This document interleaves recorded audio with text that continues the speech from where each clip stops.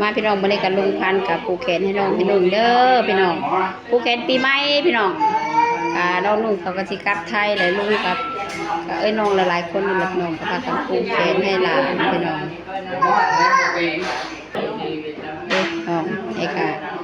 เจพรเป็นจะอยู่นี่เด้พี่น้องไม่ยัง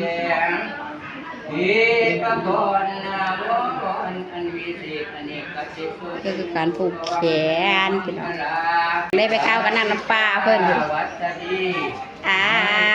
นั่งเบิ่งก็มอกเยอะเจ๊เขาไปอยู่นี่ก็คือการผูกแขนพี่น้องผูกแขนน้องปีใหม่เลยพี่น้องดูทั้งหมดเด็กก็น้องลุงพันพี่น้องสาวพรเพิ่นกันมาเบิ่งสาวพรเพิ่นสิผูกแขนผูกเพิ่นพี่น้องมีเอง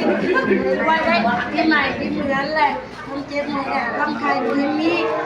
จริงได้ช่วยแขนประมาณนี้เด้อพี่น้องคือว่าพี่นี่ผูกแขนไม่พี่น้องจะเริ่มดังล่ะแล้วผูกแขนจะผูกนะแต่เอามาเบิ่งนั่นล่ะแบบข่าวเบิ่ง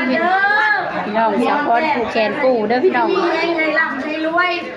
เบิ่งเงินดอลลาร์สาวพรดูแนวได้พอดีกันให้ก็เป็นวันที่เก่าตอนฮัปปี้เลยให้ได้ได้ยาก้อนสีเนี่ยผูกไปก่อนเนาะจากผู้เฮ็ดกินให้กินอยู่